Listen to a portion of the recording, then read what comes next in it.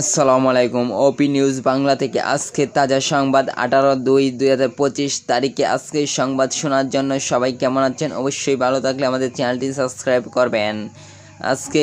আজকে সংবাদে আপনাদেরকে শোনাবো প্রধানমন্ত্রী শেখ হাসিনা দেশ ছেড়ে কিন্তু সে অনেক দিন ধরে দেশে নেই। যারা ছোটোখাটো নেতা আছে তারা কিন্তু অনেক ভয়ানক রয়েছে। গ্রামের পরিবেশে যারা ছোটো ছিল তারা কিন্তু এখন অনেকটা জেলে নিয়ে চলে যাচ্ছে। এ অবস্থা তাদের।